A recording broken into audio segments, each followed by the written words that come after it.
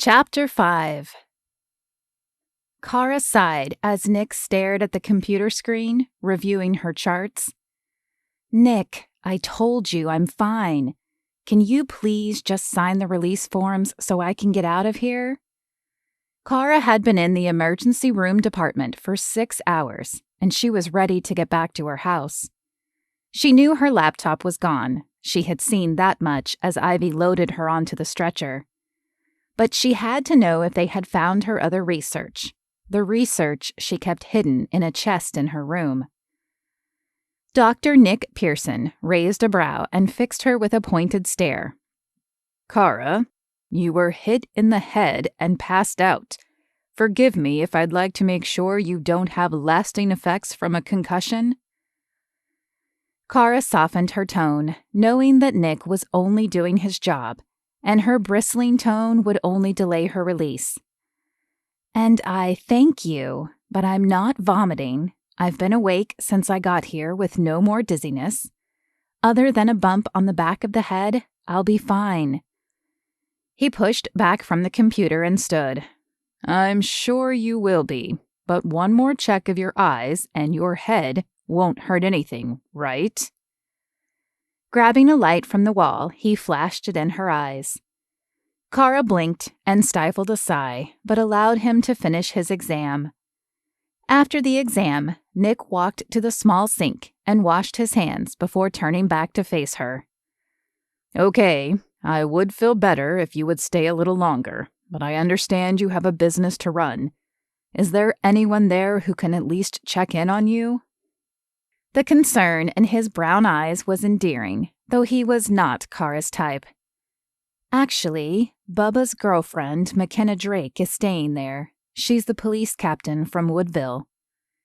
Nick nodded and adjusted the stethoscope hanging around his neck. "That does make me feel better. Please have her check on you before you turn in for the night and first thing in the morning. If you do begin vomiting or having headaches, promise you'll come back in." Cara doubted she would come back in, but she plastered on a smile and nodded. Truthfully, if her research had fallen into the wrong hands, she would have much more to worry about than vomiting and headaches anyway. But Nick didn't need to know that yet. With her release papers in hand, Cara shot a text to Jordan as she let herself get wheeled to the front of the hospital. Calling Jordan came with risks, but he would be more suspicious if she didn't call him. Hopefully, she could convince him to drop her off and get back to his job. She would have a hard enough time avoiding Makenna. She didn't need to try to be ditching Jordan, too. The orderly dropped her off at the bench that sat outside the hospital, but Cara didn't have to wait long before Jordan pulled up. "You get all cleared?" he asked as he walked around the car to open the passenger door for her. Cara shrugged. "You know me. A little bump on the head isn't going to keep me down." Jordan allowed her to slide into the passenger seat, but he held the door as she pulled to close it. "I do know you, and I know you have some pretty impressive defensive training. You want to tell me how this guy got the jump on you?" That was a question Cara had asked herself many times over the last few hours. Whoever it was had to have been a professional, someone who knew how to enter quietly. But why would a professional leave her alive? "I guess I was distracted. I was still thinking about Steve, and I wasn't paying as close attention as I should have." Jordan's jaw clenched as his eyes raked over her. He didn't believe her, but he couldn't prove she was lying either. "About that, does your attack have something to do with your friend's death?" She shrugged and picked at a piece of lint on her pants. "I don't see how it could, since he lived in another county." Though she wanted to see his reaction, she was careful to keep her eyes from meeting his. She could hide behind her words, but he would see right through her if she looked at him. One would think, but somehow, I think there's more to the story than that, Cara." Cara shrugged. She might have to bring Jordan in, especially if her work was gone, but that time wasn't now. Not yet. Not until she knew for sure. With a sigh, Jordan shut her door and returned to the driver's side. The short ride to her B&B was quiet, but intense. "Thanks for the ride," she said as she opened the door when he put the car in park. Jordan's hand lifted to turn the keys in the ignition. "Let me walk you in." "No need. I'm fine, and you still have work, right?" Cara not only needed to shake him, but she also needed to figure out who belonged to the strange car parked near her place. A guest, or someone back to finish the job they'd started. "Cara?" The protest was evident in Jordan's tone, but she held up her hand to keep him from saying anything further. "Look, Makenna is in there. She's law enforcement as well. I promise I will call you if anything further happens." She kept her tone short and terse, hoping he would take the hint.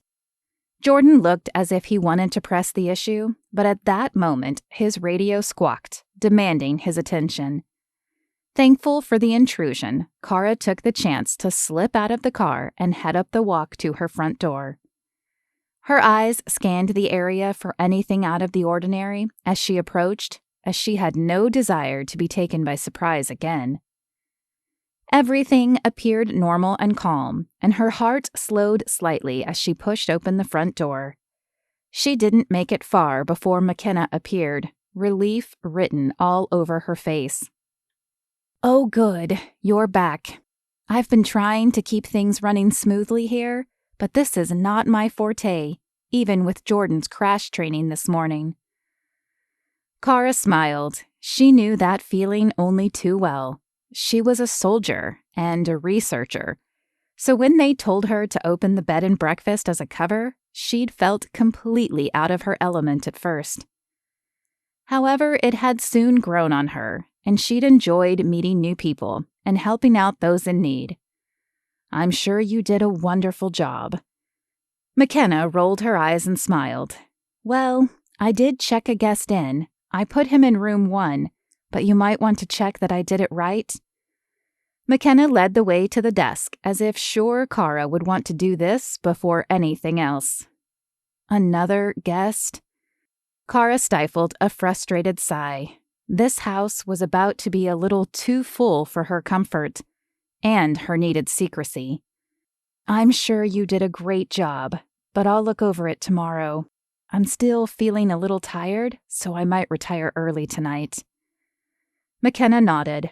"Of course. Sorry, I didn't mean to overwhelm you. I know I'm supposed to be a guest here, but please, whatever you need, don't hesitate to ask." If only she could. But what Cara needed was her work to be intact. She needed Steve to still be alive, and she needed her boss to care about his death. She needed to know who had Steve's work and what they planned to do with it. But none of that was anything Makenna could help with. "The doctor would like you to check on me in the morning to make sure I'm still alert, but other than that, I think I'm good." "That sounds like a plan. I'll see you in the morning then." As Makenna turned to go, Cara spoke up once more. "Thank you for all your help today, and I hope you get some time to enjoy Fire Beach." Makenna offered a lopsided smile. "I'll try, but honestly, I kind of enjoyed the action. Too much downtime makes me nervous." She flashed a goodnight wave and disappeared down the hallway. Cara chuckled softly as she watched Makenna walk away. She liked the woman. It was too bad they hadn't met under different circumstances, because she was sure they would have been friends. Pushing the thought away for now, Cara headed to her room. The moment of truth was upon her. She hoped she would find her research intact, but her gut told her it would be gone, and she would have to make the hardest decision of her life.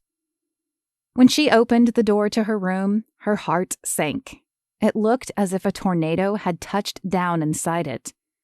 Her bed was torn apart, and knife slashes gaped in her mattress. The drawers of her desk were upended on the floor, papers lying around like dead birds. But it was the sight of her trunk that seized her heart.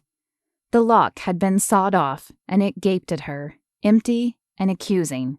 Everything was gone.